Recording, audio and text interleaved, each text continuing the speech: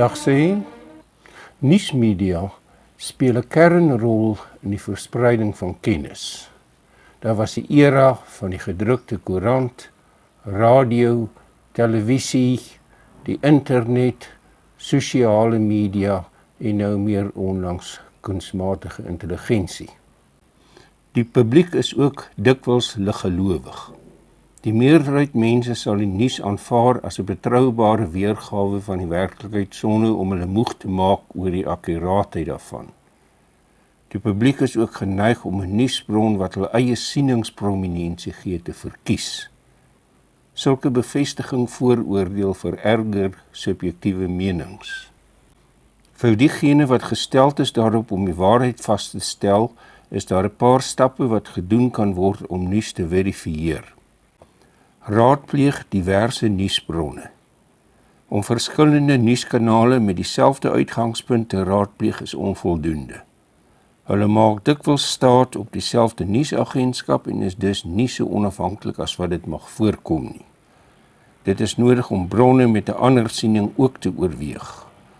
Soms moet jy teen jou sin bronne raadpleeg wat nie jou sienings huldig nie. Bronne met 'n goeie reputasie is meer geloofwaardig as verdagte bronne. Soek data. Data wat nie noodwendig in die nuusmedia verskyn nie, maar wel elders bekom kan word, gee dikwels vir ons 'n meer volledige prentjie. Soek koherensie. Die beweringe in 'n berig moet geen onderlinge teenstrydighede bevat of bots met beweringe uit dieselfde bron nie. Soms is daar 'n ooglopende teenstrydigheid tussen die teks en die meegaande foto by dieselfde berig. Waar beriggewing in nuusmedia met uiteenlopende politieke beleid desnieteenstaande koherent is, boesem dit geloofwaardigheid in. Kyk na motief. Wie trek voordeel? Onthou dat motief alleen nie skuld bewys nie, maar wel 'n vermoede kan skep. Nuusmedia is onder groot druk om sekere nuuspublisiteit te gee en ander te verswyg. Daar moet gedans word na die pype van die kykers of lesers, die adverteerders, die aandeelhouers in die maatskappy en selfs die nuusbronne. Die eerste prioriteit van nuusmedia is immers om te oorleef. Aandeelhouers wil 'n opbrengs op hulle beleggings sien. Nuusbronne wil nie vyandige nuusmedia te woord staan nie. Kyk na uitsonderlikheid. Hoe meer 'n bewering van gevestigde patrone afwyk, des te minder waarskynlik raak dit. Iets wat hoogs uitsonderlik is by verstek ook hoogs onwaarskynlik. Onthou daardie wet van spaarsaamheid. Bevraagteken die nuusbronne.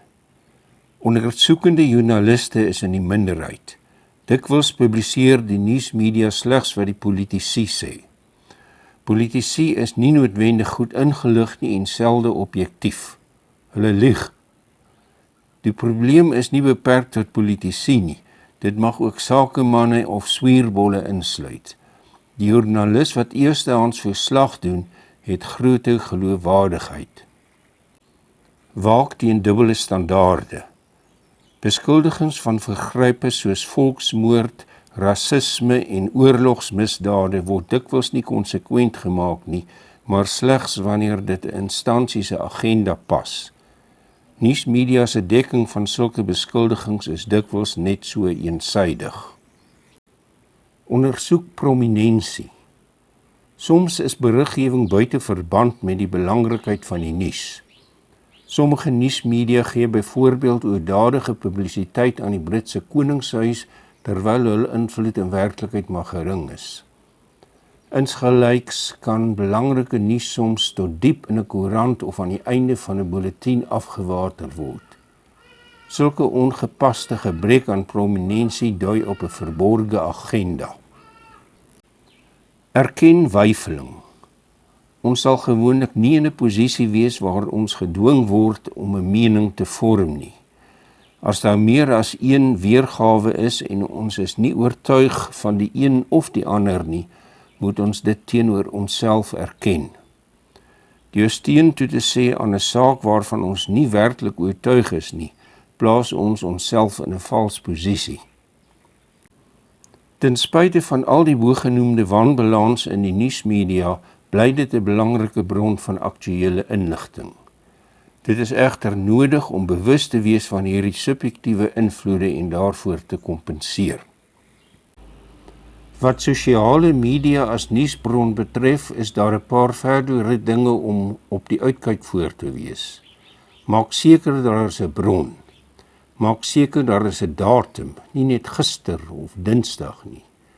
Wantrou alarmistiese beweringe en bevraagteken boodskappe wat jou aanmoedig om dit aan te stuur. Wat kunsmatige intelligensie betref, het ons 'n verdere komplikasie dat die beeldmateriaal vals mag wees of dat die persoon wat kwansy se bewering maak dikwels nie eers weet daarvan nie. Nou mate KI verbeter, gaan dit al hoe moeiliker raak om op tegniese gronde te identifiseer. Maak dan eerder staat op die riglyne hierbo. Die kernvraag bly altyd, hoe waarskynlik is dit? Kortlik iets oor sensuur en vryheid van opinie. Die vryheid om menings uit te spreek en te publiseer word lank reeds hoog aangeslaan in liberale demokrasieë. Geen vryheid of reg het egter die onomstootlikheid van 'n aksioma nie en moet binne die konteks van ander vryhede en regte geplaas word. Vryheid van uitdrukking moet dus gesien word as 'n ideaal eerder as 'n waarborg. Terwyl sensuur enerzijds 'n bedreiging vir die vrye vloei van inligting inhou, kan die grootskaalse verspreiding van valsheid net so 'n groot probleem word en gevaar inhou, veral in situasies soos 'n pandemie. Daar is twee maniere waarop die waarheid deur die media verdoesel kan word. Die ooglopende manier is om dit te sensor. Die alternatiewe manier is om die boom van waarheid in 'n woud van leuns te versteek. Uit 'n epistemologiese vertrekpunt is die primêre doelwit nie om te skryf en te sê wat ons wil nie, maar om waarheid te lees en te hoor. Persvryheid en vryheid van spraak word dan nie eindpunte nie, maar middele tot hierdie doel. Dit is wat ons moet nastreef. En van daardie ekstra tikkie insig, onthou altyd in vino veritas.